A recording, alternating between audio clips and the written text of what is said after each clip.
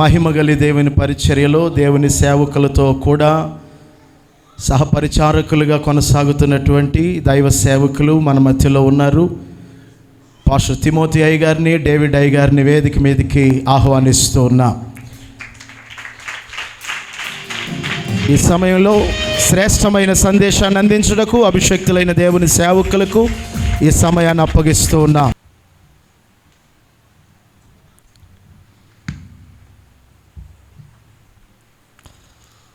మన ప్రభు అయిన యేసుక్రీస్తు నామములో దేవుని బిడ్డలైన మీ అందరికీ నా యొక్క హృదయపూర్వక వందనాలు. అమ్మ అందరికీ వందనాలమ్మా. అలానే బ్రదర్స్ అందరికీ నా యొక్క వందనాలు. ఓకే, దేవునికి స్తోత్రం. హల్లెలూయా. దేవునికి మహిమ కలుగునుగాక. ఈ సమయంలో మరి మీ మధ్యలో పరిచర్య చేయడానికి ప్రభు నాకు ఇచ్చిన ఈ మంచి సమయాన్ని బట్టి ప్రభుని మొదటిగా నేను స్తుతిస్తూ, మరి నేను నన్ను ప్రేమతో ఆహ్వానించిన దైవజనులకు కూడా నా యొక్క హృదయపూర్వక వందనాలు పాస్టర్ గారికి, పాస్టమ్మ గారికి నేను తెలియజేస్తున్నాను. మరి వాళ్ళు చాలా రోజుల నుంచి వెళ్ళి మరి అడుగుతున్నారు. నాకైతే సమయం ఖాళీ లేదు. అయినప్పటికీ మరి చాలా రోజుల నుంచి పాస్టర్ గారు అడుగుతున్నారు. వారు అడగడమే కాకుండా వేరే పాస్టర్లతో ఫోన్ చేయిస్తున్నారు. మరి వారి మాట కాదన్నా, మరి వేరే దైవజనులు అడిగినప్పుడు మాట కాదంటే మర్యాద ఉండదు.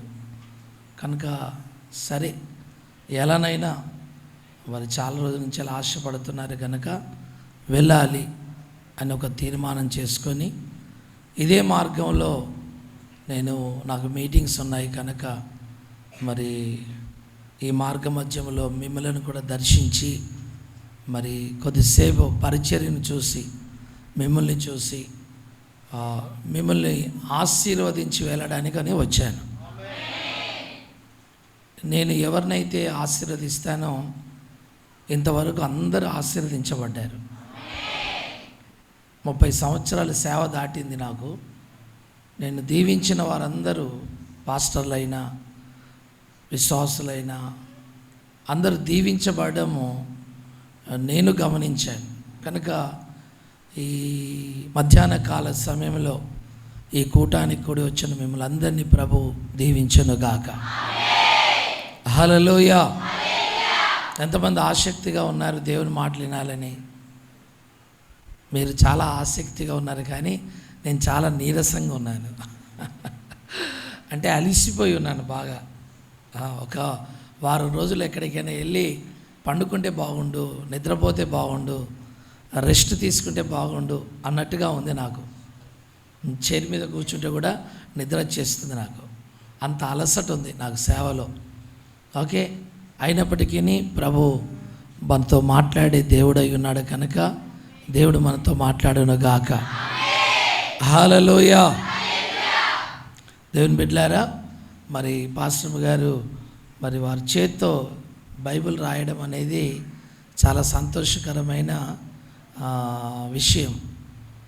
ఒకవేళ నేను రాయడానికి ప్రయత్నం చేస్తే ఆదికాండం కూడా పూర్తి కాదు.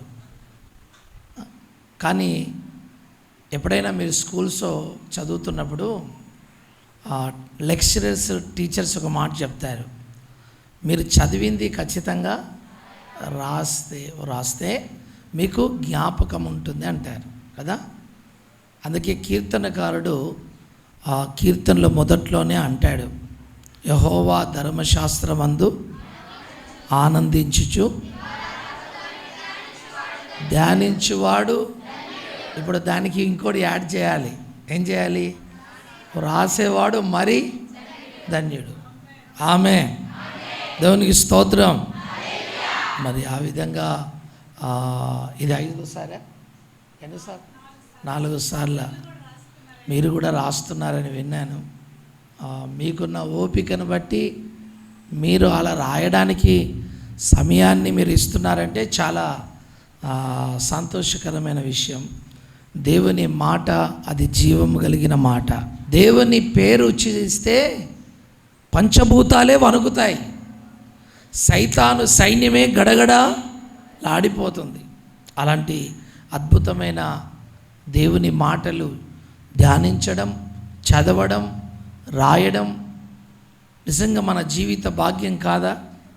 చెప్పండి, గొప్ప భాగ్యం. అలా మీరు రాయడానికి కూడా సమయం ఇస్తున్నారు అంటే చాలా సంతోషం. ఎందుకంటే ఈరోజు చాలామందికి టైం లేదు. బైబిల్ చదివే టైం లేదు, రాసే టైం ఎక్కడిది? చదివే టైం లేదు, తెరిసే టైం లేదు, బైబిల్ చూసే టైం లేదు. అలాంటిది మీరు బైబిల్ని చదవడం, రాయడం చాలా సంతోషం. అలాంటి బైబిల్లో రాయబడిన ఆ ఆశీర్వాద సంబంధమైన వాగ్దానాలన్నిటినీ మీ జీవితంలో, పరిచర్యలో, మినిస్ట్రీలో దేవుడు నెరవేర్చునుగాక. ఆమేన్, హల్లెలూయా. చాలా సంతోషం. రాయండి. ఆ రాస్తున్నప్పుడు కాస్త వాక్యాన్ని మనసులో పెట్టండి. ఆ హృదయం అనే పలకల మీద కూడా రాయండి. ఆమేన్. చెక్కండి. దేవునికి స్తోత్రం, హల్లెలూయా.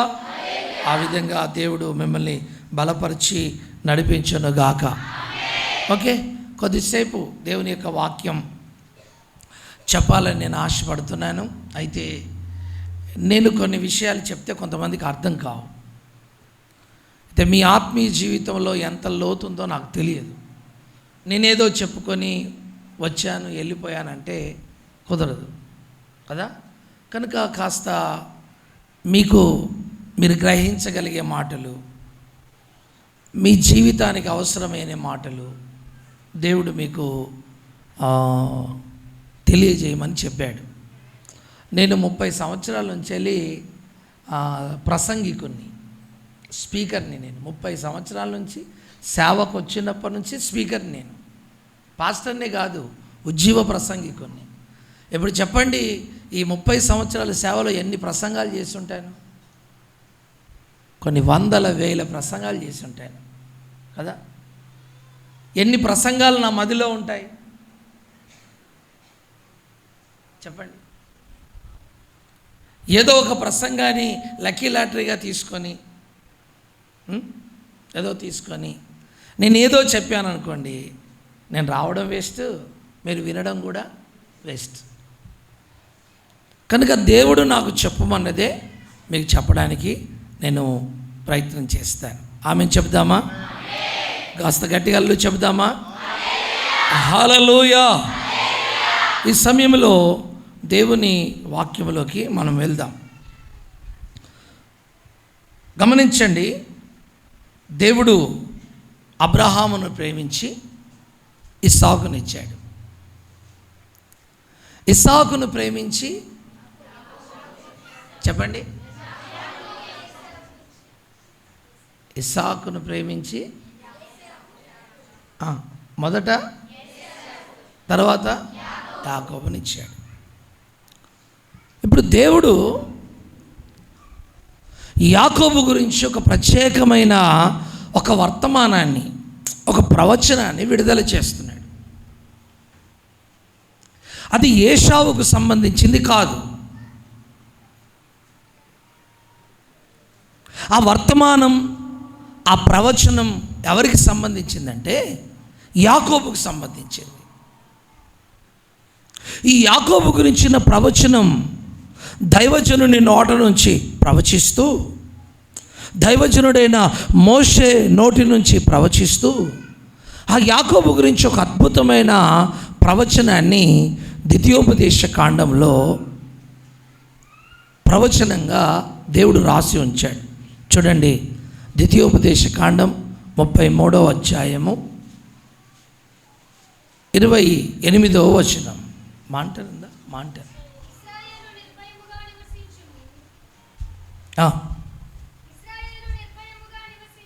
ఇశ్రాయేలు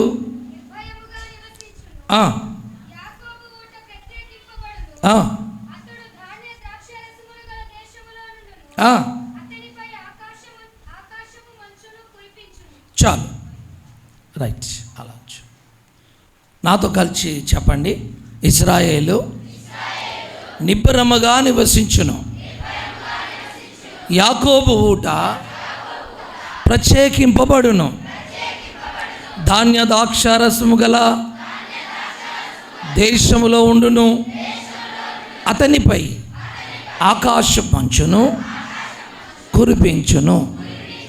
ఇందులో రాయబడిన మాట, ప్రత్యేకమైన మాట ఏంటంటే యాకోబు ఊట ప్రత్యేకించబడును. అంటే అర్థం ఏంటి? అందరికీ ఊటలు ఉన్నాయి. కొందరు ఊటలు ఎలా ఉంటాయి? కొన్ని దినాలే ఉబుకుతుంటాయి, కొంత దూరమే ప్రవహిస్తుంటాయి. కొంతకాలానికి ఆ ఊటల ప్రవాహం ఆగిపోతుంది. అసలు కొంతమందికి ఊటలే ఉండవు. వారి బావులు ఎండిపోయి ఉంటాయి, వారి ఊటలు ఎండిపోయి ఉంటాయి.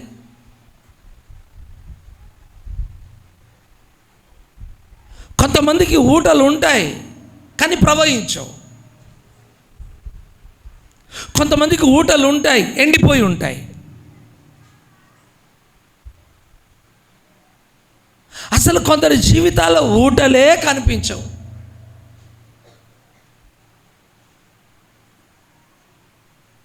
కానీ యాకోబు గురించి ప్రవచనంగా మాట్లాడుతున్న మాట ఏంటంటే, యాకోబుకు ఊట ఉంది. ఆ ఊటనట అందరి ఊటల కంటే ఈ యాకోబు ఊట ప్రత్యేకించబడిన ఊటనట. ఆమె చెప్దామా? హల్లెలూయా, హల్లెలూయా. ఈ యాకోబు ఊట అందరి ఊటల కంటే ప్రత్యేకమైంది. ఊటలు అనగానే మీకేం గుర్తు రావాలి? ఒకసారి మీ తలంపుల్ని, మీ ఆలోచనలన్నీ ఊటల దగ్గరికి తీసుకొని వెళ్ళండి. మీకు అర్థమైనట్టుగా బావిలోని ఊట మనం చూడలేం, చెరువులోని ఊట చూడలేం, సముద్రంలో ఊట చూడలేం, నదిలో ఊటలు చూడలేం, భూమి లోపట ఉన్న ఊటలు చూడలేం. కానీ ప్రవహిస్తున్న నది ప్రక్కన కాస్త ఇసుక ఉన్నప్పుడు ఆ ఇసుకలో కాస్త ఒక చిన్న గోతి, చిన్నగా ఒక గుంట తవ్వి అలా ఇసుకంతా కాస్త పక్కనేస్తే దాంట్లో ఏం ఊరుతాయండి? ఊట ఊరుతుంది. అది మనం చూడగలుగుతాం. మీరు ఇప్పుడు అదే చూడండి, ఎందుకంటే మీరు బావిలోకి వెళ్ళేప్పుడు చూడలేదు కదా. కానీ బావిలో ఊటలు ఉంటాయి. అందుకే నువ్వు నీళ్లు తీసినప్పుడల్లా ఆ నీరు ఉబుకుతుంది కనుక, ఊటలో నుంచి నీరు వస్తుంది కనుక బావిలోని నీటి మట్టం పెరుగుతూ ఉంటుంది. ఒకవేళ బావిలో నీటి ఊట లేకపోతే నువ్వు చేదినా కొద్దీ నీళ్ళు అయిపోయి బావి ఎండిపోతుంది. ఇప్పుడు ఆ నది ప్రక్కన మనం కాస్త దూరంలో దాహం అవుతుంది, నీళ్లు తాగడానికి అక్కడ బావులేమి లేవు, గ్రామం ఏమి లేదు, ఒక నది మాత్రం ప్రవహిస్తుంది. ఆ నది యొక్క ప్రక్కనకి వెళ్ళి ఆ నీ దాహం తీర్చడానికి కాస్త ఇసుకను అలా తవ్వినప్పుడు, కాస్త ఇసుకను తీసి ఒక గుంటను చేసినప్పుడు నీటి ఊట ఆ గుంటలోకి వస్తుంది. అప్పుడు ఆ మురికి ఉన్న ఆ నీళ్ళన్నీ తీసివేయగా ఫ్రెష్గా ఆ గుంటలోకి నీళ్ళు ఉబుకుతూ ఉంటాయి, వస్తూ ఉంటాయి. ఇలాంటి ఊటలు చాలామందికి ఉంటాయి.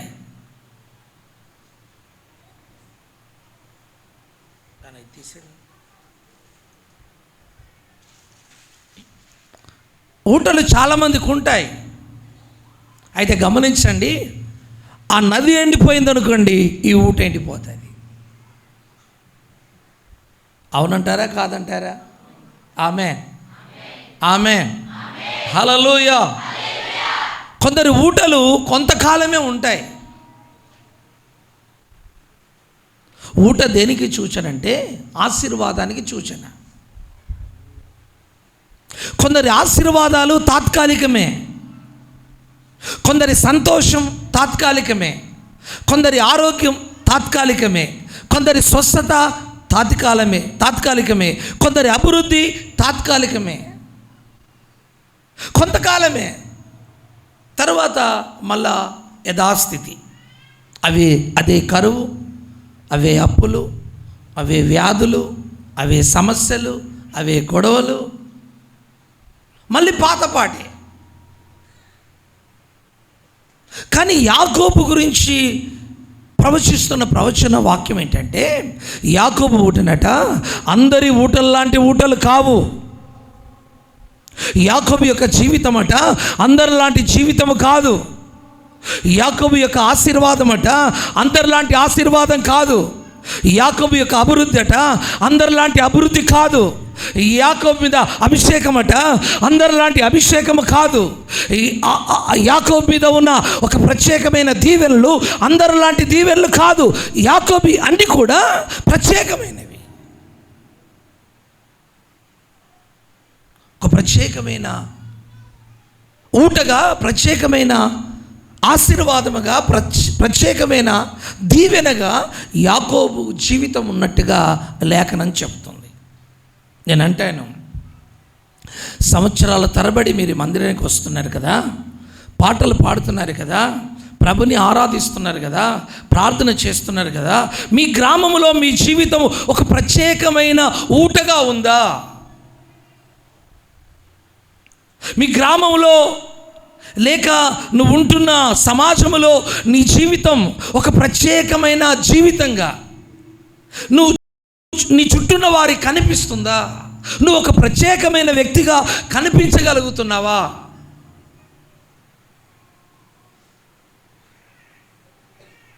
అందరి మాదిరిగా నువ్వు సాధారణంగా కనిపించావు అనుకోండి, నీకు వారికి వ్యత్యాసం కనిపించలేదనుకోండి,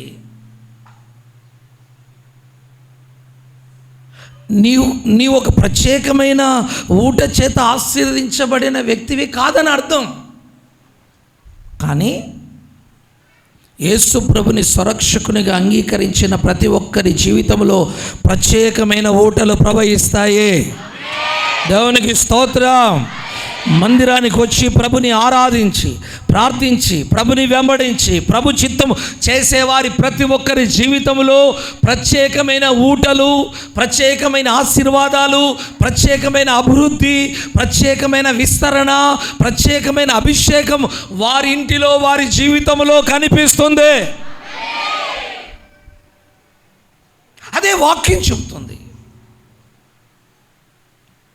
కొందరి జీవితంలో ఏం స్పెషల్ ఉండదండి,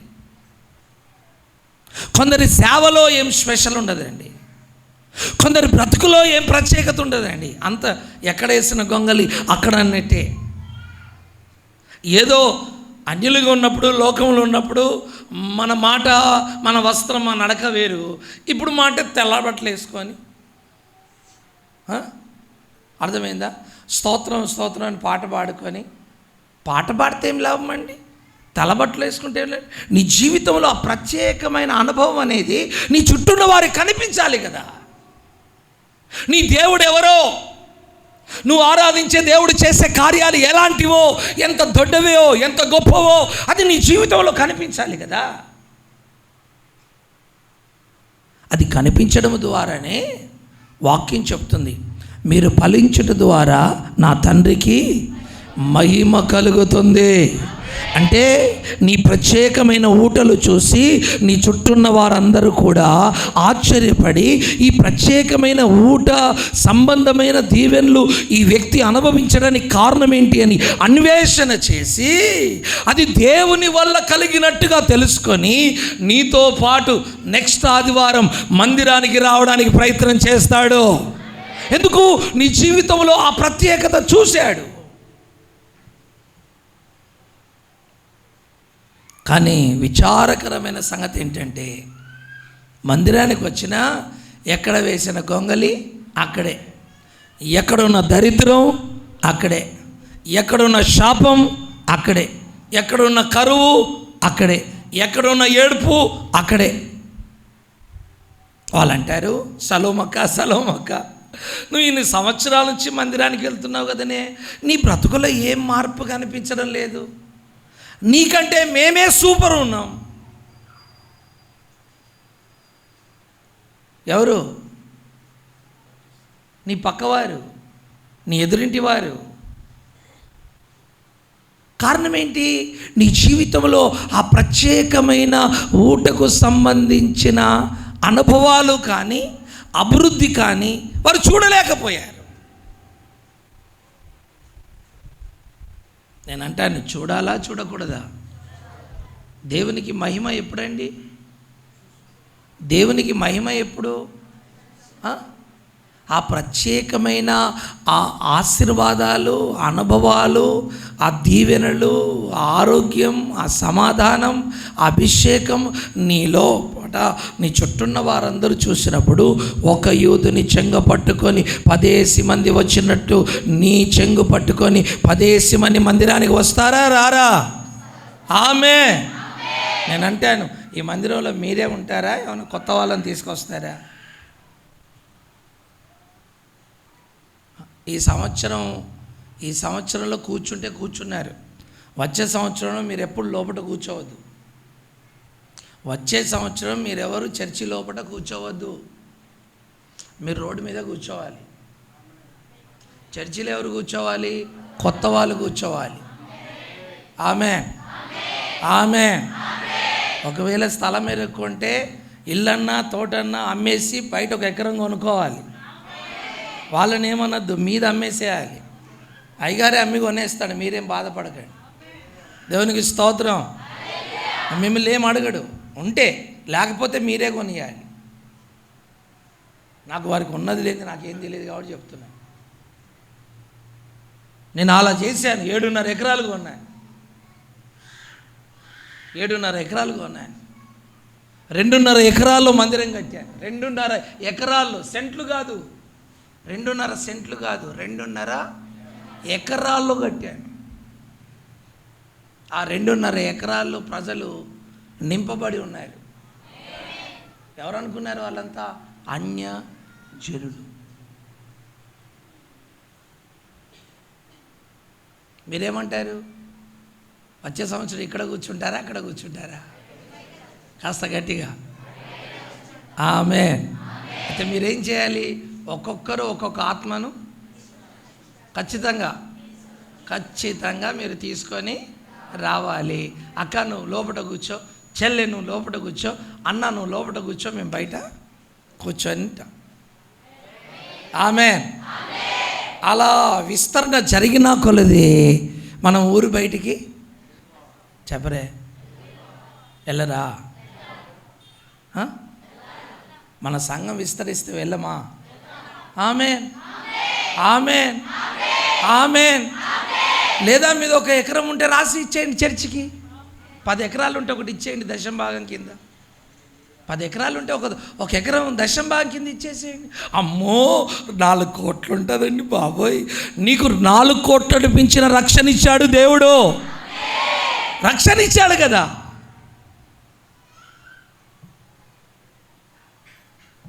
నువ్వు దేవుణ్ణి ప్రేమిస్తే ఏదైనా చేయగలవు. ఒక అమ్మ అంటే అది సేవ కోసం అవసరమైతే కిడ్నీ అమ్మైనా ఇస్తానంటుంది, కిడ్నీ అమ్మి అయినా ఇస్తానంటుంది. నేను అన్నాను, నువ్వు కిడ్నీ అమ్మొద్దమ్మా, నువ్వు అమ్మి చర్చికి ఇచ్చినావంటే నీ బంధువులందరూ వచ్చి నన్ను పోలీస్ స్టేషన్లో వేస్తాను. అర్థమైందా? నీ కిడ్నీ అమ్మద్దు, నువ్వు ప్రార్థన అయితే చెయ్యమ్మా. ప్రభుని ప్రేమిస్తే 50 లక్షలు వస్తాయట కిడ్నీ అమ్మితే. పోయి బాబోయ్, ఆమె చెప్పింది నాకు. ఒకటి చాలయ్యా, ఏం చేసుకునేది ఒకటి చాలు. ఒకటి అమ్మేసి 50 లక్షలు ఇచ్చి మందిరం కట్టేస్తానయ్యా. కృప మీ మీద విస్తరించునుగాక. హల్లెలూయా. కనుక ఇక్కడ రాయబడిన వాక్య ప్రకారంగా యాకోబు ఊట ప్రత్యేకించబడినట్టుగా మనందరి ఊటలు నా దేవుడు మన దేవుడు ప్రత్యేకపరచునుగాక. నీ ఆశీర్వాదాలు ప్రత్యేకంగా ఉండాలి, నీ దీవెనలు ప్రత్యేకంగా ఉండాలి, నీ ప్రార్థన ప్రత్యేకంగా ఉండాలి, నీ కుటుంబ జీవితం ప్రత్యేకంగా ఉండాలి, నీ ఆరాధన ప్రత్యేకంగా ఉండాలి, నీ ఆరోగ్యం ప్రత్యేకంగా ఉండాలి. అన్ని ప్రత్యేకమైనవిగా ఉండునుగాక.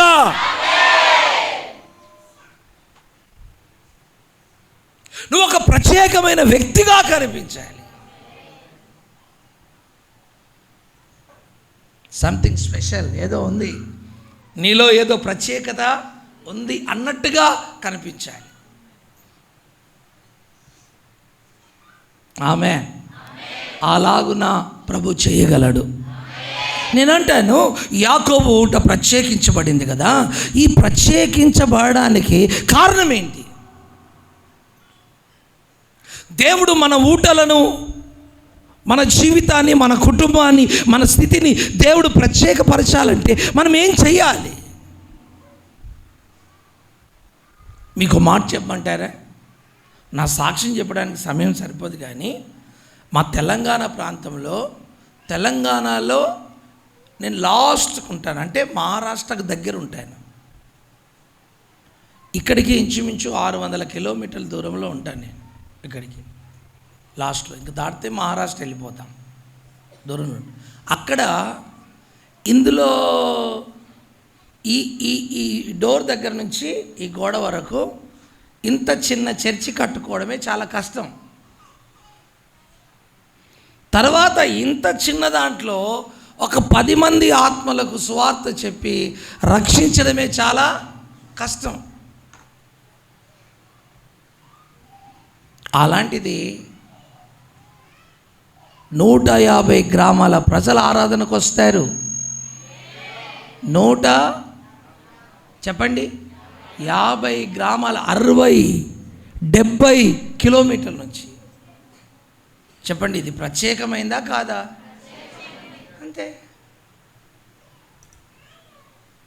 బైబిల్ని కథల పుస్తకంగా చదువుకుంటామేంటి?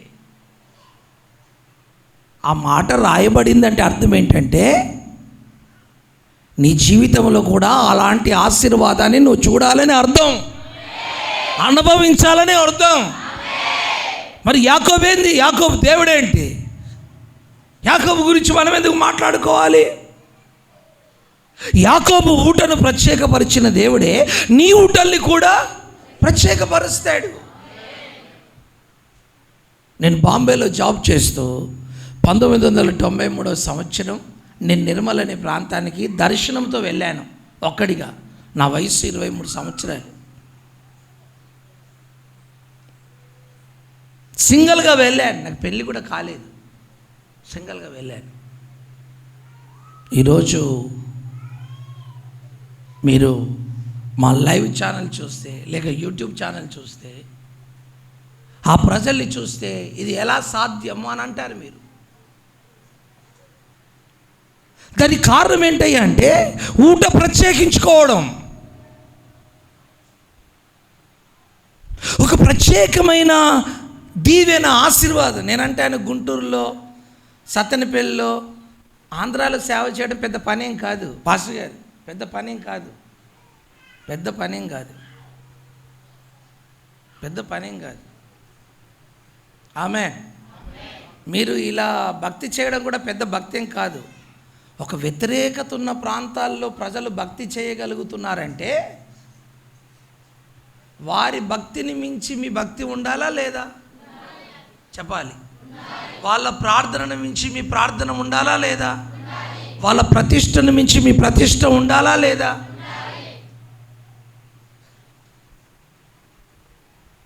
ఆమేన్, ఆమేన్, ఆమేన్, హల్లెలూయా.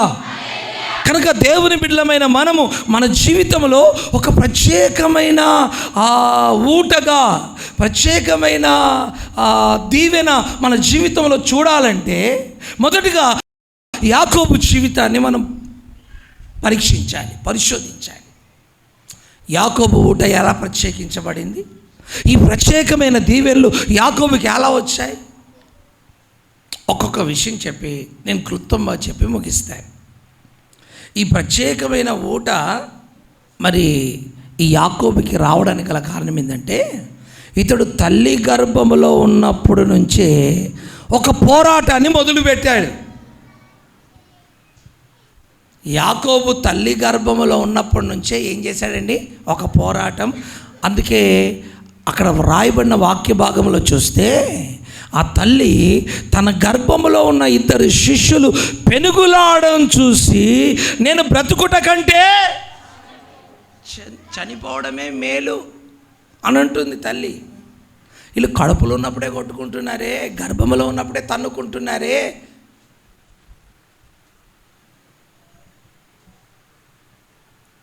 ఏంటి గొడవ?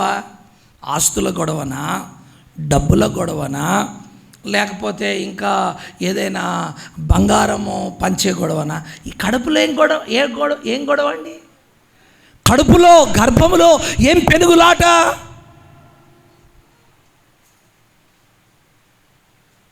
ఆ గర్భంలో ఉన్న పెనుగులాట ఏంటంటే ఇదంటే ఏశావు అంటాడు నేను ముందు పోతానంటాడు, యాకోబు అంటాడు నువ్వు ముందు పోతే నేననుకుంటానురా, నేను ముందు పోతాను. ఈ పెనుగులాట వారి మధ్యలో సాగుతుంది. మొత్తానికి పెనుగులాటలో గమనించి యాకోబును అణిచేసి ఏశావు బయటికి వచ్చాడు. కానీ యాకోబు విడిచిపెట్టాడా? పెట్టాడా? ఏం పట్టుకున్నాడు? మడిమే పట్టుకొని బయటకు వచ్చా.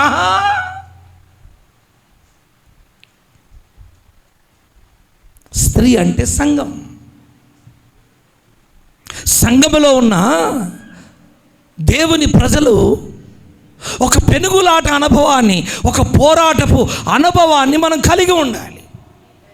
మన ఊటలు ప్రత్యేకించబడాలంటే, మన ఊటలు ఆశీర్వదించబడిన ఊటలుగా మారాలంటే మనము సంఘములో డమ్మీలుగా ఉండొద్దు.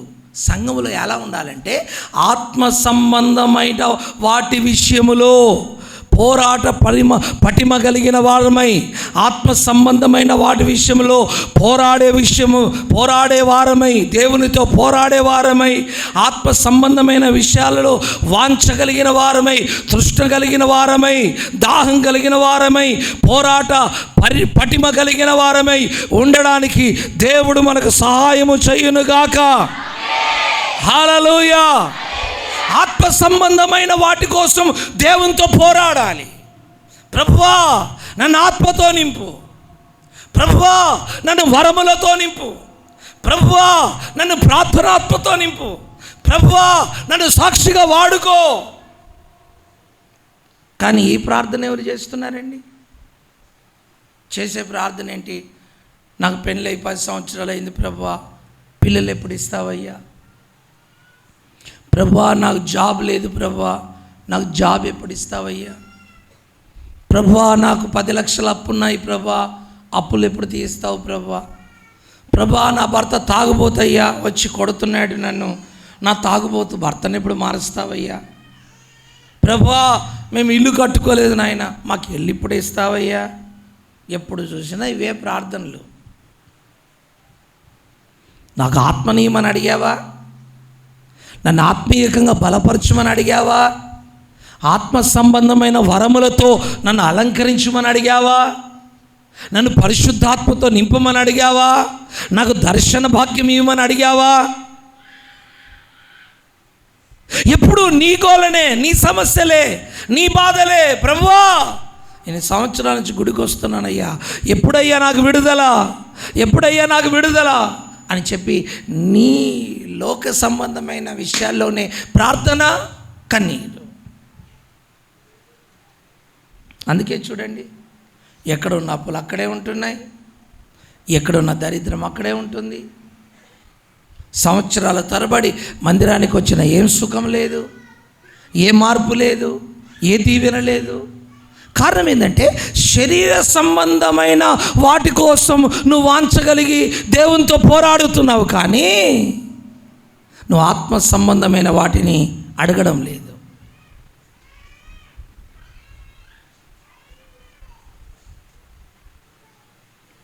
ఒకసారి ఆలోచించు. ఒక్క మాట నాతో చెప్పండి. దేవుడు చెప్పాడు, యేసు ప్రభు మాట మీరు నమ్ముతారు కదా? నమ్ముతారు కదా? ప్రభు ఏం చెప్పాడు? మొదట నా రాజ్యాన్ని, నా నీతిని వెతకండి, అప్పుడు మీకు కావలసిన అన్నీ కూడా నేనేం చేస్తాను? అనుగ్రహిస్తాను అన్నాడు. అన్నారా? చెప్పండి. దేవుడు అబద్ధం ఆడతాడా? చెప్పాలి. అబద్ధం ఆడినప్పుడు మరి నువ్వు ఎందుకు లోక సంబంధమైన వాటిని వెతుకుతున్నావు? నీకు కావలసింది నేను ఇస్తానన్నాడు కదా.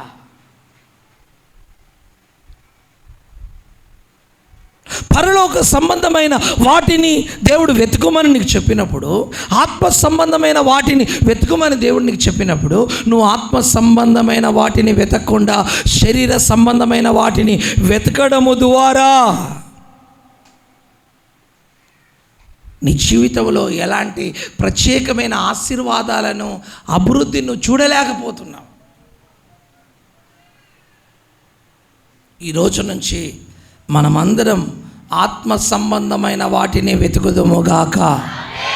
ఆత్మ సంబంధమైన వాటి గురించి దాహాన్ని, ఆపేక్షను కలిగి ఉందుముగాక. ఆకలి కలిగి ఉందుముగాక.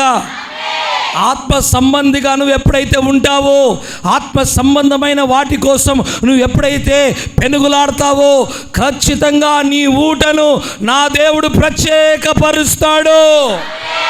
హల్లెలూయా.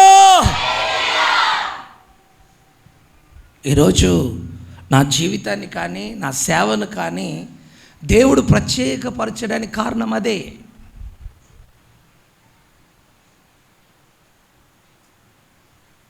కారణం అదే. నేను దేవుని దగ్గర నాకు కారు ప్రభా, నాకు ఇల్లు ప్రభా, నాకు బట్టలు ప్రభా, నాకు డబ్బులు ప్రభా అని ఎప్పుడు అడగలేదు. ఎప్పుడు ఏమని అడిగాను తెలుగా? ప్రభా నాకు ఈ పట్టణాన్ని ఇవ్వు ప్రభా, ఈ పట్టణాన్ని సంపాదించడానికి నాకు కావలసిన అభిషేకం ఇవ్వు ప్రభా, నాకు వరాలు ఇవ్వు ప్రభా. ఆమేన్. హల్లెలూయా. హల్లెలూయా. అలా ఆత్మ సంబంధమైన వాటిని అడగడం, వాంఛించడం, ఆ మార్గంలో నడవడం ద్వారా ఆ దురాత్మలతో నింపబడి ఉన్న ఆ పట్టణాన్ని ప్రభు కోసం పట్టుకోగలిగాము. దేవునికి స్తోత్రం. మా క్యాంపస్ ఊరి బయట 5 కిలోమీటర్ల దూరంలో ఉంటుంది. అక్కడికి ఆటోలు నడవు, బస్సు ఉండదు, సైకిల్ ఉండదు, అవన్నీ పొలాలు.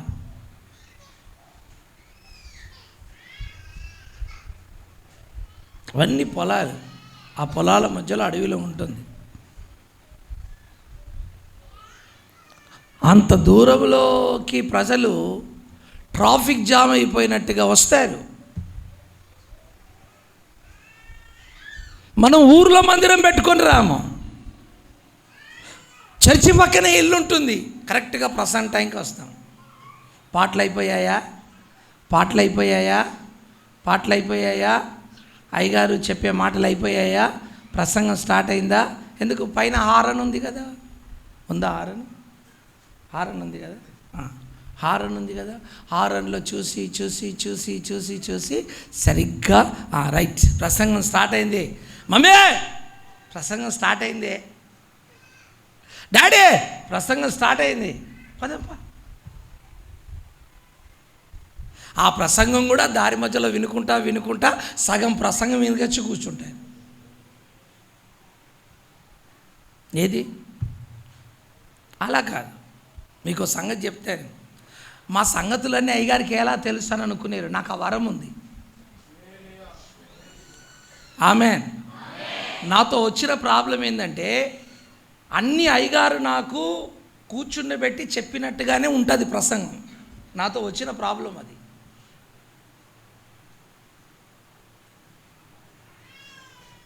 నాతో వచ్చిన ప్రాబ్లం అది. బాధ. Praise the Lord. హల్లెలూయా. నీకు మీ అయ్యగారు నాకేం చెప్పలేదు. ఆ అమ్మగారే బైబిల్ గురించి చెప్పారు అంతే.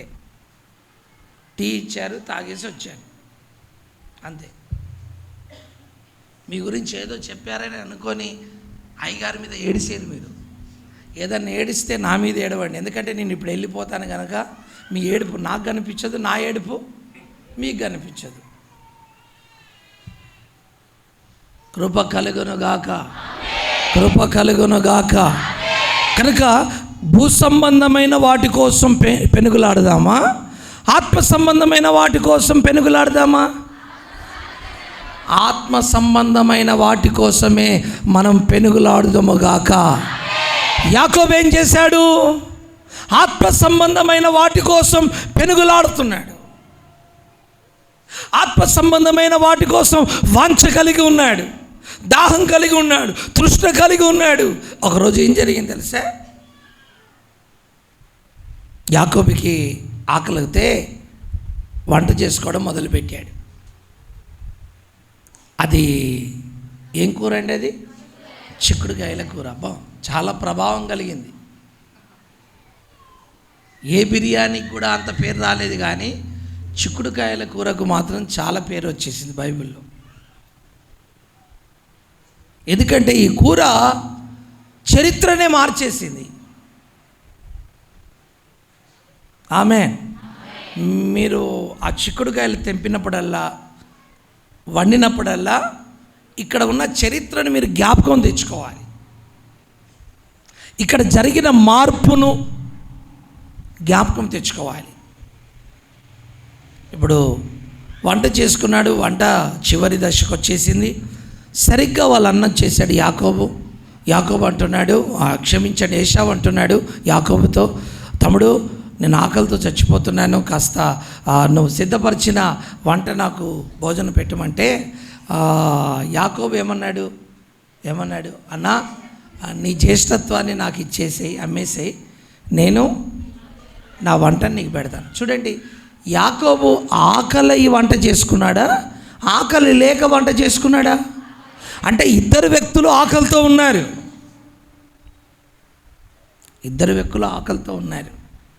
కానీ ఇద్దరు వ్యక్తుల్లో ఉన్న ఆకలిలో ఉన్న వ్యత్యాసం ఏంటంటే, ఒక వ్యక్తి ఆకలిని తీర్చుకోవడానికి తన జ్యేష్ఠత్వాన్ని అమ్మడానికి సిద్ధమైపోయాడు. ఇంకో వ్యక్తి ఏమో వయసులో చిన్నవాడైనా తన ఆకలిని చంపుకొని జ్యేష్ఠత్వాన్ని కొనుక్కోవాలి అనుకుంటున్నాడు. ఆమేన్. హల్లెలూయా. ఏంటి? ఒక వ్యక్తి జ్యేష్ఠత్వాన్ని తన ఆకలిని తీర్చుకోవడానికి అమ్ముకోవాలి. కొందరు ఈరోజు వారి శరీర సంబంధమైన ఆశలు, ఆకలిని తీర్చుకోవడానికి, లోక సంబంధమైన ఆశలు, ఆకలి తీర్చుకోవడానికి రక్షణ అమ్మేసుకుంటున్నారు, బాప్తిసాన్ని అమ్మేసుకుంటున్నారు, ఆత్మ సంబంధమైన వరాలను అమ్మేసుకుంటున్నారు, అభిషేకాన్ని అమ్మేసుకుంటున్నారు, చర్చిలను అమ్మేసుకుంటున్నారు. ఏలూరులో సభలకు వెళ్ళి వస్తున్నాను. ఏలూరు నడిబొడ్డులో చర్చి ముందు ఒక బోర్డు ఉంది, ఈ చర్చి అమ్మబడును. ఆహా, ఏంటి? ఈ చర్చి అమ్మబడును. నేను పాస్టర్ని అడిగాను, నా పక్కన ఏలూరులో ఉన్నాయి, నన్ను, అయ్యా ఇది అమ్ముతారట చర్చి, అవునా, నిజమా? డబ్బులుంటే కొనిస్తుంటేనే నేను.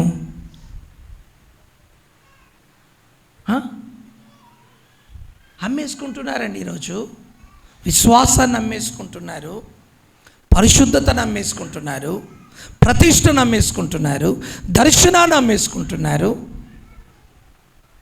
అందుకే పౌలు ఏమంటున్నాడు? నా విశ్వాసం నేను మాట్లాడాలి. అమ్ముకున్నాడా, కాపాడుకున్నాడా?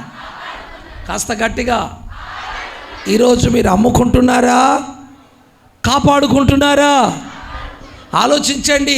పెళ్ళిళ్ళప్పుడు అమ్మేస్తున్నావు, బర్త్డే అప్పుడు అమ్మేస్తున్నావు, అర్థమైందా? ఇల్లు కట్టినప్పుడు అమ్మేస్తున్నావు, ఓపెనింగ్ అప్పుడు అమ్మేస్తున్నావు.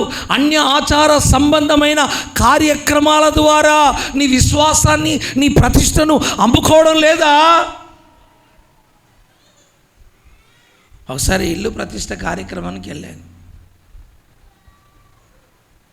ఓపెన్ చేయమన్నారు, కళ్ళు మూసుకున్నాను, ప్రార్థన చేస్తున్నాను. ఇప్పుడు ఆ ఇంటి ఓనర్ తీసుకొచ్చి నా చేతిలో కొబ్బరికాయ పెట్టాడు. ఏం పెట్టాడండి?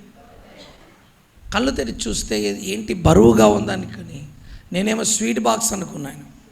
చూస్తే కొబ్బరికాయ. ఏంట్రా నాయన అన్నాడు.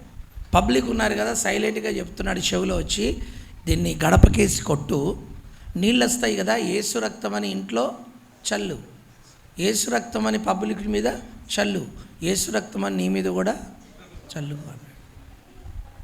అక్కడ వచ్చింది నా కోపం. నేను అన్నాను, కత్తిరిస్తావేమనుకుంటే కొబ్బరికాయ ఇచ్చావు, నేను ఇలాంటి పనులు చెయ్యను, నాకు విజయవాడలో మీటింగ్ ఉంది, వెళ్ళిపోతానన్నాను. అయ్యా నువ్వు ప్రార్థన చేస్తేనే నేను ఇల్లు కట్టుకున్నాను, నువ్వు చేయకపోతే ఎలా నీకు ఎవరు చెప్పారంటే అలా బంధువులు చెప్పారట ఇలా చెయ్యాలని. నీకు బంధువులు ముఖ్యమా దేవుడు ముఖ్యమా? దేవుడు. ఏముందయ్యా ప్రార్థన పూర్వక కొట్టేసేయి అన్నాడు. కొట్టయ్యా ప్రార్థన పూర్వకంగా ఏముందని బలవంతం చేశాడు. సరే నువ్వు కళ్ళు మూసుకో, దేవుడు ఏది చేయమంటే అది చేస్తానని కళ్ళు మూసుకొని అలా ప్రార్థన చేసినట్టు చేసి అన్నాను, రే నాన్న దేవుడు కొట్టమన్నాడయ్యా. అయితే దేవుడు గడపకేసి కాదు నీ తలకేసి కొట్టమన్నాడు అన్నాడు. అలా ఉంటుంది నా సేవ. మరి నా సేవ అలా ఉంటుంది. అలా నేనుంటే మీరు సగం మంది పారిపోతారు నా దెబ్బకు, అంత కఠినంగా ఉంటుంది. ఇక రేపు నువ్వు మళ్ళీ వస్తావా రావా, రేపు నీ ముఖం నేను నా ముఖం నువ్వు చూస్తావా అన్నట్టుగా ఉండదు నా మాట, నా సేవ అంత కఠినంగా ఉంటుంది. అయ్యా నువ్వు అన్నంత పని చేస్తావు నాకు తెలుసు, ఆ కొబ్బరికాయ ఇచ్చేయమని చెప్పేసి లాక్కొని కత్తరి చేతులు పెట్టి నీ కుడి కాలునే పెట్టన్నాడు. అరే నీకు ఇవన్నీ ఎవడు చెప్పాడు? నేను కుడిదన్న పెడతా, ఎడమిదన్న పెడతా, అది నా ఇష్టం, నా ప్రేరేపణ. దేవునికి స్తోత్రం. ఎందుకు? నా ఎడమ కాళ్ళలో ఆశీర్వాదం ఉంది, నా కుడి కాళ్ళలో ఆశీర్వాదం ఉంది. నేను దేన్నైనా పెడతాను బాబు, నా ఇష్టం. లేదయ్యా కుడికాలే పెట్టయ్యా. నేను కుడికాలే పెట్టేవాడిని కాడు. ఆ వ్యక్తి అన్నందుకైనా కుడికాలు వెనుకకు చెప్పి ఎడమకాలే అయ్యా లేదు అమ్మ లేదు, యేసు రక్తం జయం అని లోపల పెట్టాడు. ఇప్పటికీ ఆశీర్వాదకరంగా దీవెనకరంగా ఉన్నాడు. ఆమేన్, హల్లెలూయా.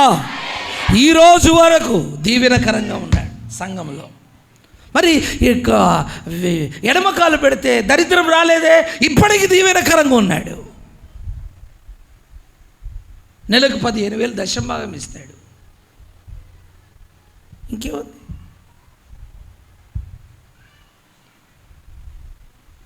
ఇప్పుడు మీరు ఏ కాలు పెట్టమంటారు? Praise the lord. కాస్త గట్టిగా హల్లెలూయా, హల్లెలూయా. ఒకసారి బర్త్డేకి పిలిచారు. అయ్యా నా కొడుకు మీద దండేసి కేక్ కట్ చేయాలి. అమ్మా నాకు దండేస్తే ఆలోచన అంతా వేరే దిక్కుపోతుంది అమ్మా, ఆ చచ్చిపోయిన మీద వేసినట్టు. నేను చెప్పు, నా ఆలోచనలు అలా పోవాలంటే నేను దండేస్తాను. అయ్యా నువ్వు అలా చూస్తే నిజంగానే పోతాడు వీడు, ఈ నిజంగానే చచ్చిపోతాడు. అయ్యా ఆ దండొద్దు, ఆ బేలునద్దు. కాబట్టి నువ్వేం చేయాలో అదే చేయి. ఏం లేదమ్మా ప్రార్థన చేస్తాను. నేను హస్త నిక్షేపణ చేసి ప్రార్థన 2 చేతులు పెట్టి దీవిస్తాను. నువ్వేమంటావు? సరేనయ్యా నువ్వు 2 చేతులు పెట్టి దీవించు చాలు. 2 చేతులు పెట్టి ఆ బాబుని దీవించినాను, గొప్ప వ్యక్తి అయిపోయాడు. మరి ఆ కేకు గొప్ప వ్యక్తి అవుతుందా? ఈ బొగ్గలు ఏమన్నా ఇవేం చేస్తాయి? ఏం చేస్తాయి? అది ఒక్కడప్పుడు పగిలినట్టు నువ్వు పగిలిపోతావు. అది 4 రోజులది కదా అది.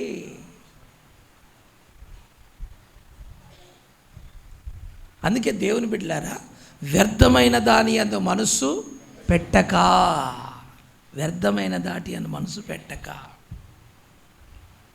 ఒక నిష్టగా నువ్వు భక్తి చేయగలిగితే, ఒక నిష్టగా ప్రభుని వెంబడించగలిగితే, ఒక నిష్టగా దేవుని సన్నిధిలో ప్రార్థన చేయగలిగితే, ఒక నిష్టగా నీ విశ్వాసమును పవిత్రతను నువ్వు కాపాడుకోగలిగితే నీ చరిత్రనే దేవుడు మార్చేస్తాడు, నీ పరిస్థితులను మార్చేస్తాడు.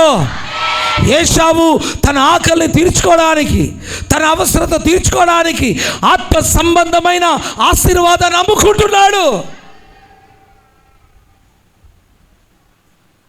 యాకోబు అంటాడు, నేను ఆకలితో చచ్చినా పర్వాలేదు, నాకు మాత్రం ఆత్మ సంబంధమైన ఆశీర్వాదముతో కూడిన జ్యేష్ఠత్వం కావాలి అని చెప్పి ఆ జ్యేష్ఠత్వాన్ని కొనుక్కొని ఆ కూరను ఏశావుకి ఇచ్చేశాడు. ఏశావు భ్రష్టుడైపోయాడు, యాకోబు చరిత్ర పురుషుడుగా మారిపోయాడు. చరిత్ర పురుషుడుగా, ఇజ్రాయేలుగా, దేశముగా, తిరుగులేని దేశముగా యాకోబు మారిపోయాడు. ఈరోజు వరకు కూడా యాకోబు ఊట, ఇశ్రాయేలు దేశం ప్రత్యేకమైన దేశం. ఈ భూమి మీద ఒక ప్రత్యేకమైన దేశం ఏదయ్యా అంటే ఇజ్రాయేల్ దేశం. ఒక ప్రత్యేకమైన టెక్నాలజీ ఏదయ్యా అంటే ఇజ్రాయేల్ టెక్నాలజీ. ఈరోజు వరకు కూడా ప్రపంచ దేశాలు ఇజ్రాయేల్ దేశానంటే గడగడ వణికిపోతాయి. వారు కూర్చున్న చోట ప్రపంచాన్ని నడిపించగలరు, కూర్చున్న చోట ప్రపంచాన్ని శాసించగలరు, కూర్చున్న చోట ప్రపంచాన్ని గడగడలాడించగలరు. కానీ ఏమి తెలవనట్టు ఉంటారు, సైలెంట్గా ఉంటారు. తలుసుకుంటే ఏదైనా చేస్తారు, తలుసుకుంటే ఏదైనా చేస్తారు. కృప కలుగునుగాక, కృప కలుగునుగాక. కనుక ఒక ప్రత్యేకమైన ఆత్మ సంబంధమైన వాటిని ఏశావు ఎలా ఆశపడ్డాడో మనము కూడా ఆత్మ సంబంధమైన వాటి యందు ఆశ కలిగి ఉంటే ఖచ్చితంగా మన ఊటలు ఏమవుతాయి? ప్రత్యేకించబడతాయి. అదిగో చూడండి, ఏలియా దగ్గర ఎలీషా ఏమడిగాడు? ధనం అడిగాడా? ఆస్తులు అడిగాడా? చెప్పండి. అంతస్తులు అడిగాడా? పేరు ఏమడిగాడు? ఒక ఆత్మ సంబంధమైన వాటిని, అభిషేకాన్ని అడిగాడు. పొందుకున్నాడా లేదా? ఏలియా కంటే గొప్ప సేవ చేశాడా లేదా? చేశాడు. మరి ఆత్మ సంబంధమైన వాటిని యాకోబు ఆశించినందువల్ల ఎక్కడైనా పస్తుపడ్డాడా? దిక్కులేని పక్షిగా బతికాడా? ఏమీ లేని వ్యక్తిగా ఉన్నాడా? ఆ దేశమంతా, ఆ రాష్ట్రమంతా తిరుగులేని ప్రవక్తగా ఎలీషా గొప్ప సేవకుడిగా వాడబడ్డాడు. కృప కలుగునుగాక. హల్లెలూయా. సొలొమోను చూడండి, జ్ఞానం అడిగాడు, దైవ జ్ఞానం అడిగాడు. Praise the Lord, praise the Lord. మోషే అడుగుతున్నాడు, ప్రభువా నీ ముఖాన్ని నేను చూడాలని ఆశపడుతున్నాను, నీ మహిమ నాకు చూపించు. ఈరోజు నువ్వేం అడుగుతున్నావు? నువ్వు ఎప్పుడైతే ఆత్మ సంబంధమైన వాటి మీద ఆశ కలిగి, తృష్ణ కలిగి, దాహనం కలిగి, వాంఛించి వాటిని పొందుకోవడానికి, వాటిని అనుభవించడానికి నువ్వు ఎప్పుడైతే ఆశపడతావో ఖచ్చితంగా దేవుడు నీ జీవితంలో ప్రత్యేకమైన ఊటలను ప్రవహింపచేసి అందరికంటే ఒక ప్రత్యేకమైన వ్యక్తిగా దేవుడు నిన్ను మారుస్తాడు. ఆమేన్. అలాగునా నా ప్రభు చెయ్యునుగాక.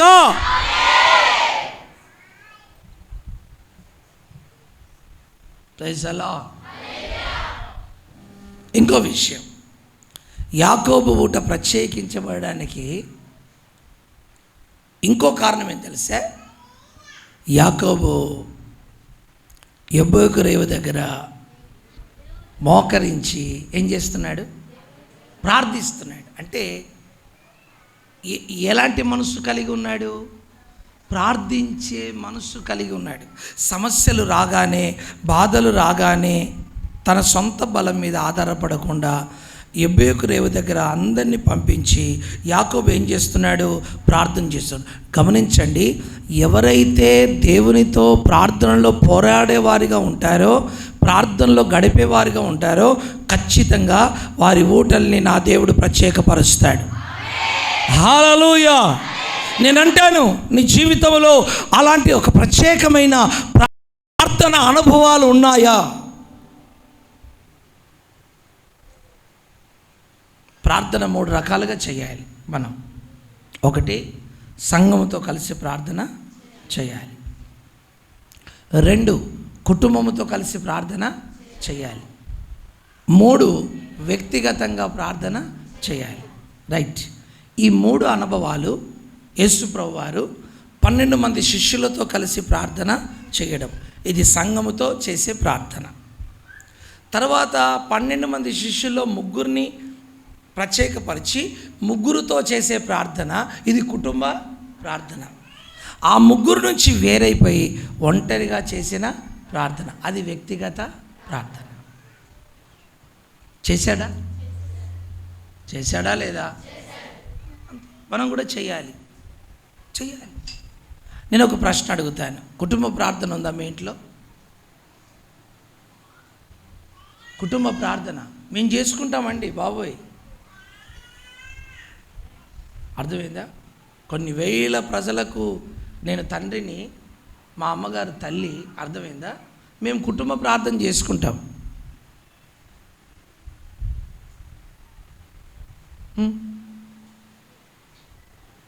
చూసారా? నా ఎత్తు పిల్లలు ఉన్నారు నాకు. ప్రార్థనలో కూర్చుంటారు, ప్రార్థన చేస్తారు. కుటుంబ ప్రార్థన. నువ్వు కుటుంబంగా ఆశీర్వదించబడాలంటే కుటుంబ ప్రార్థన. కుటుంబ ప్రార్థన లేకుండా నీ కుటుంబంలో ఐక్యత ఉండదు, నీ కుటుంబంలో సమాధానం ఉండదు, మీ మనసులు కలవవు, నీ ఆలోచనలు కలవవు, అంత వేరువేరుగా చిందరవందరగా ఉంటాయి. మీరు కుటుంబ ప్రార్థన చేసుకున్నారనుకోండి, అందరి మనసు ఏకమవుతుంది. పిల్లల మనసు, భార్య మనసు, భర్త మనసు, కోడలి మనసు, అత్త మనసు, అందరి మనసు ఏమవుతుంది? ప్రార్థనలో ఏక మనసుగా మారుతుంది. ఆమేన్, ఆమేన్, ఆమేన్, ఆమేన్. అట్టి ప్రార్థనగా మన ఇల్లు మారిపోవునుగాక. హల్లెలూయా. నేనంటాను, మన ఇల్లే ఒక ప్రార్థన గోపురం అయిపోవునుగాక. ప్రార్థన లేని ఇల్లు ఏమనుకుంటున్నారు మీరు? అది దయ్యాల ఇల్లు. ప్రార్థన లేని ఇంట్లో దయ్యాలు ఉంటాయి. చెప్పండి, ఏముంటాయి? ఇప్పుడు మీ ఇంట్లో ప్రార్థన లేదంటే ఖచ్చితంగా మీ ఇంట్లో దయ్యం ఉందని అర్థం. 100% గ్యారంటీ. ఖచ్చితంగా ప్రార్థన లేని ఇంట్లో దయ్యం ఉంటుంది. దయ్యం ఉంది కనుకనే నిన్ను ప్రార్థన చేసుకొనివ్వదు.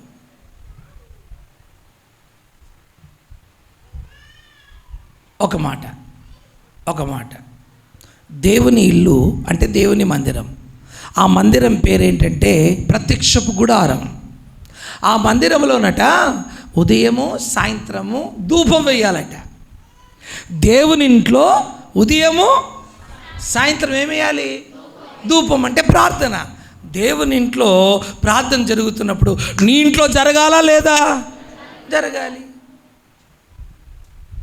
8-9 గంటల దగ్గర గేదె దగ్గరికి వెళ్ళి దానికి స్నానం చేపించి, దానికి తుడిసి, దాని పాలు పిండి గిన్నెలో పట్టి, దాన్ని వేడి చేసి ఊరంతా పంచి, నీ బతుకు పాడుగాని, నీ జీవితం అంతా గేదెకే అయిపోయిందే.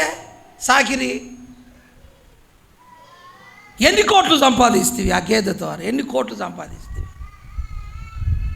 పిల్లల ఫీజుకు పనికొచ్చినాయి కావచ్చు, అర్థమైందా? నీ ఇంటి ముందు ఇంత రేకుల షెడ్ వేసుకోవడానికి పనికొచ్చాయి కావచ్చు.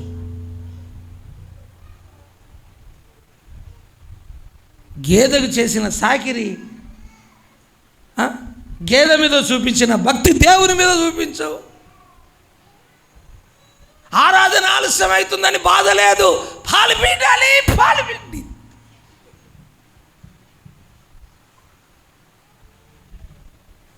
దేవుడు పని చేసుకోవద్దన్నాడా?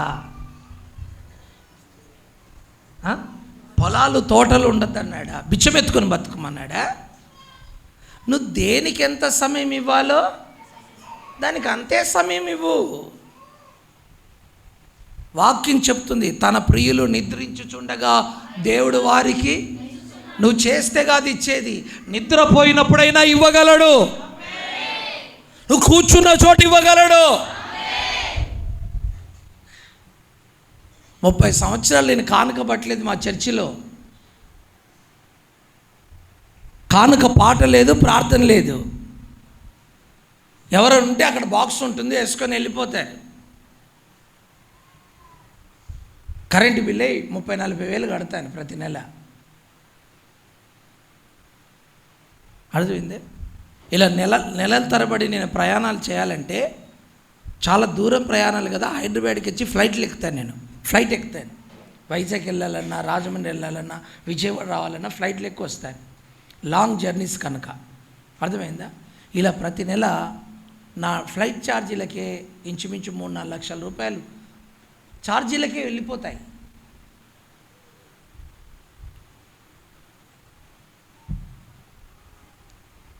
దేవుడు ఇస్తేనే కదా. అదేం సంఘం డబ్బు కాదు, ఎవరో సభలకి నాకు ఇచ్చిన కానుకలే కదా నేను పెట్టింది. నాకు ఇవ్వద్దు, నేను ఎలా పెడతాను? నేను ఇక్కడ పని చేశాను, ఉద్యోగం చేశాను, నేనేమన్నా నా పని నేను చేసుకుంటూ పోయాను, దేవుడు నాకు ఇచ్చుకుంటూ వచ్చాడు. పనివాడు జీతానికి పాత్రుడు. అంటే అర్థం ఏంటంటే, మీకు చెప్పాలనుకుంటున్న విషయం ఏంటంటే, దేవుణ్ణి మనం సరిగా వెంబడించగలిగితే, భక్తి చేయగలిగితే ఖచ్చితంగా నువ్వు అనుకున్న దానికంటే ఎక్కువనే దేవుడు నీకు దయచేస్తాడు. ఆమేన్, ఆమేన్, ఆమేన్.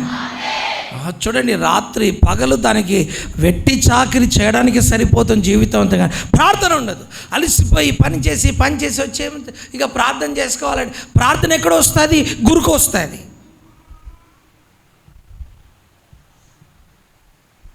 నేను అంటాను, నువ్వు ప్రార్థన చేయకుండా తోటలో అడుగుపెట్టినా నీ పాదం దరిద్రమే. నువ్వు ప్రార్థన చేయకుండా పొలంలో అడుగుపెట్టినా నీ పాదం దరిద్రమే.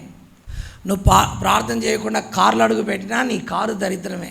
నువ్వు ప్రార్థన చేయకుండా నీ టెక్స్ట్ బుక్స్ తీసినా నీ టెక్స్ట్ బుక్స్ దరిద్రమే, నీ చదువు దరిద్రమే. అర్థమైందా? నువ్వు ప్రార్థన చేయకుండా ఏ పని చేసినా దరిద్రమే. అయ్యగారు, మీరు కూటము ప్రారంభించారు కదా, ఏం చేసి ప్రారంభించారు? ప్రార్థన చేసి. ఇప్పుడు ఏం చేసి ముగిస్తారు? ఎందుకు? ఎందుకండి ప్రారంభ ప్రార్థన ఏంది, ముగింపు ప్రార్థన ఏంది? చెయ్యాలని గ్యారెంటీ ఏంది? ప్రార్థన చేయకపోతే అది ఆరాధన కాదు, ప్రార్థన చేసి ముగించకపోతే అది ముగింపు కాదు. అందుకే ప్రార్థనే ప్రారంభం, ప్రార్థనే ముగింపు. ప్రార్థనే మనకు శ్వాస, ప్రార్థనే మనకు ప్రాణం, ప్రార్థనే మనకు ఊపిరై ఉండునుగాక. చెయ్యి, ప్రార్థించు. నువ్వు ఎప్పుడైతే ప్రార్థన చేయడం ప్రారంభిస్తావో నీ ప్రార్థన ద్వారా నీ పరిస్థితులన్నీ క్రమక్రమంగా మారిపోతాయి, క్రమక్రమంగా మారిపోతాయి. అందుకే యాకోబు ప్రార్థించాడు గనక యాకోబు యొక్క ఊటలు, ఆశీర్వాదాలు, దీవెనలు, ప్రతి విధమైన ఆ దీవెన యాకోబు జీవితంలో అది ప్రత్యేకించబడింది. అందరికంటే ఎక్కువగా యాకోబును దేవుడు దీవించాడు. ఆమేన్, హల్లెలూయా, హల్లెలూయా. చివరిగా ఒక మాట చెప్పి ముగిస్తాను. అదేంటంటే, యాకోబు ఊట ప్రత్యేకించబడడానికి యాకోబట తన చేతి కర్ర కొన మీద ఆనుకున్నాడట. చదవండి ఆ మాట. ఆదికాండము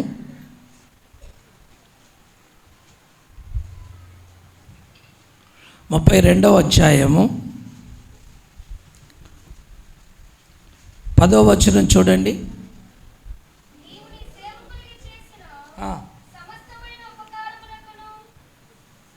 చదవమ్మా.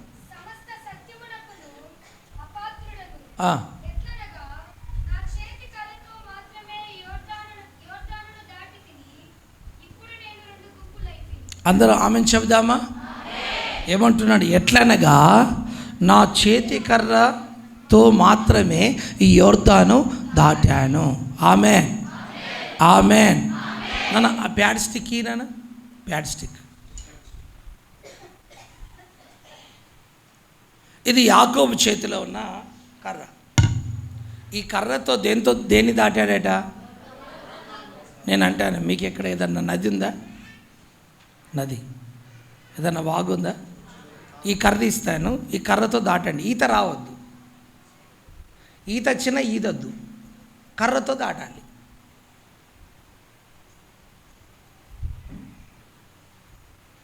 మనిషికి ఒక తాటి చెట్టు లోతంత, లేకపోతే ఒక 10 ఫీట్ల లోతంత ఒక నది ప్రవహిస్తుంది అనుకోండి, ఈ కర్రతో మీరు దాటాలి. ఈదద్దు, ఈదకూడదు, కర్రతో మాత్రమే దాటాలి.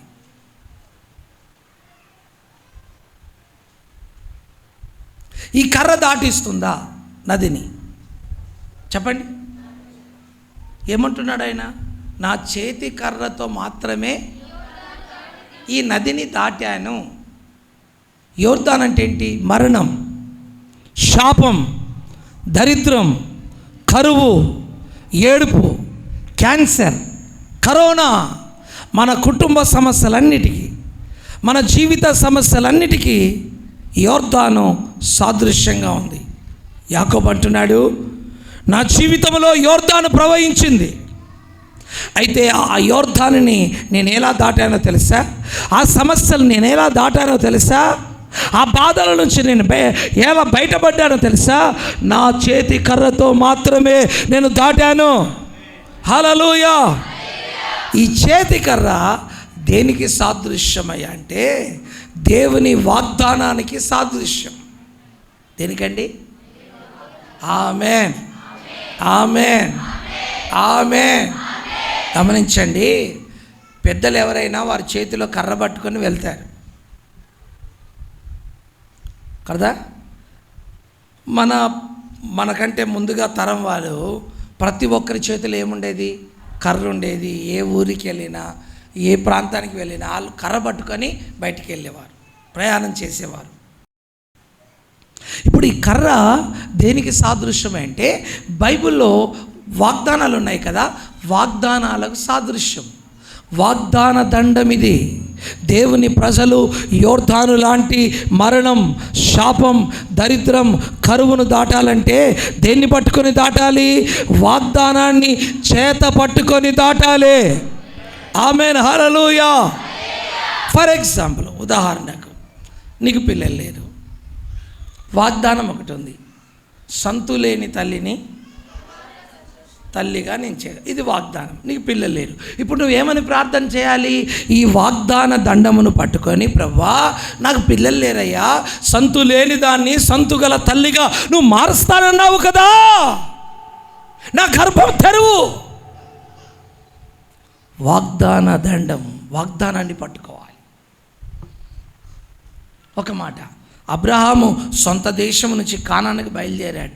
ఏం పట్టుకొని బయలుదేరాడు? వాగ్దానాన్ని పట్టుకొని బయలుదేరాడు. ఏంటి వాగ్దానం? అబ్రహామా, నీ స్వదేశమును నీ తండ్రి ఇంటిని విడిచిపెట్టి వెళ్ళిపో. నేను చూపించే దేశానికి వెళ్తే నేను నిన్ను ఆశీర్వదిస్తాను. ఇప్పుడు ఏం పట్టుకొని వెళ్ళాడు? వాగ్దానం పట్టుకొని వెళ్ళాడు. నీకు వ్యాధి వచ్చింది, క్యాన్సర్ వచ్చింది, ఏదో భయంకరమైన వ్యాధితో బాధపడుతున్నావు. వాగ్దానం ఏంటి? నేనే నిన్ను స్వస్థపరచు యెహోవాను, ఐగుప్తులో కలగజేసిన ఏ రోగము? వాగ్దానం. అందుకే ప్రతి ఒక్కరి చేతిలో ఏముండాలి? నీ ముందు ఏముంది? యోర్దాను ఉంది. నీ ముందు సవాళ్ళు ఉన్నాయి, నీ ముందు సమస్యలు ఉన్నాయి. వీటిని దాటాలంటే నీ చేతిలో వాగ్దానం ఉండాలి. వాగ్దానాన్ని చేత పట్టుకొని మనము యోర్దాన్ లాంటి సమస్యలను దాటుదముగాక. ఎప్పుడైతే ఈ వాగ్దానం నీ చేతిలో ఉంటుందో నువ్వు ప్రత్యేకించబడిన వ్యక్తిగా మారిపోతావు. అబ్రహాము చేతిలో వాగ్దానం ఉంది, యాకోబు చేతిలో వాగ్దానం ఉంది, ఇస్సాకు చేతిలో వాగ్దానం ఉంది, మన పితరుల చేతిలో వాగ్దానం ఉంది. ఆ వాగ్దానాన్ని పట్టుకొని వారు యోర్దాను దాటారు గనక వారు వాగ్దాన సంబంధమైన దీవెనలు పొందుకున్నారు. కనుక దేవుని బిడ్డలమైన మనము మన ఊటలు ప్రత్యేకపరచబడాలంటే ఆ విధంగా మన చేతిలో వాగ్దానాలను పట్టుకొని ప్రయాణము చేయుదుముగాక. ఆమేన్. ఈ అనుభవాలు ఎప్పుడైతే నీ దగ్గర ఉంటాయో నీ ఊటలు ప్రత్యేకించబడిన ఊటలుగా ఉంటాయి. నీ జీవితం ప్రత్యేకించబడిన జీవితంగా ఉంటుంది. అప్పుడు నలుగురు నిన్ను చూసి ఆశ్చర్యపడినట్లుగా.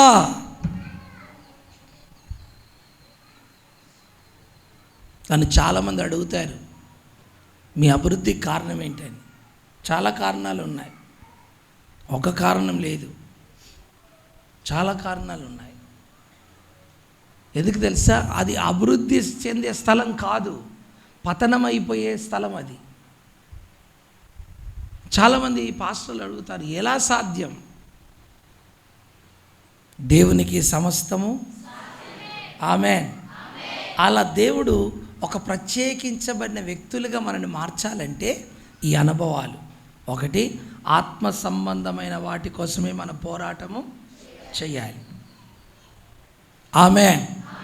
రెండు, మన శరీర సంబంధమైన ఆశలు చంపుకొని ఆత్మ సంబంధమైన వాటిని మనము కొనుక్కోవాలి, కాపాడుకోవాలి. ఆమేన్. దేవునికి స్తోత్రం. మూడవదిగా ప్రార్థన అనుభవాన్ని కలిగి ఉండాలి. హల్లెలూయా. తర్వాత వాగ్దానాలను చేతపట్టుకొని మనం ప్రయాణము, అది యాకోబు చేశాడు గనక యాకోబు దీవించబడ్డాడు. అట్టి అనుభవాలను మనమును కలిగి ఉందముగాక. దేవుడి మాటలు దీవించునుగాక. అందరున్న పాటున మోకరించండి.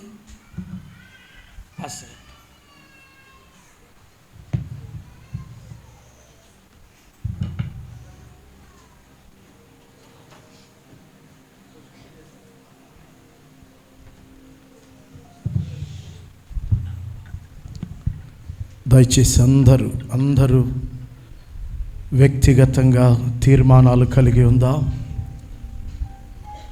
ప్రభు తన దాసులను సెలవులో మరుగు చేసుకుని నోటికి బొరుగా వాడుకొని చేసినటువంటి ఉపదేశాన్ని బట్టి, ఉపదేశ క్రమానికి విధేయత చూపుతూ, లోబడి పశ్చాత్తాపపడుతూ, ఇంతకాలము నీ నిర్లక్ష్యం, ఇంతకాలం నీ అవిధేయత, ఇంతకాలము దేవుని సన్నిధి ఎడల నీవు కనపరిచినటువంటి నిర్లక్ష్యము సమస్తాన్ని విడిచివేయుదువుగాక. విడిచిపెట్టి పగటి కాలం దేవుడు తన దాసుల ద్వారా తన ముఖార విందములో నుండి ప్రభువు మాట్లాడారు. వేటి కొరకు నువ్వు వెతుకుతున్నావు? వేటి కొరకు నీ పోరాటం? వేటి కొరకు నీ పెనుగులాట? దేని కొరకు నీ ఆరాటం? నీ పోరాటం ఎందుకు? నీ ఆరాటం ఎందుకు?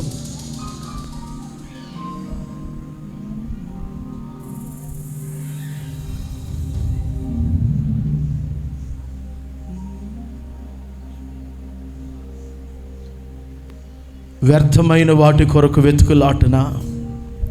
విలువైన ఆత్మ సంబంధమైన వాటి కొరకు వెతుకులాటనా? వేటిని కొనుక్కుంటున్నావు? విలువైన వాటిని, ఆత్మ సంబంధమైన వాటిని, పర సంబంధమైన వాటిని కొనగలిగావా?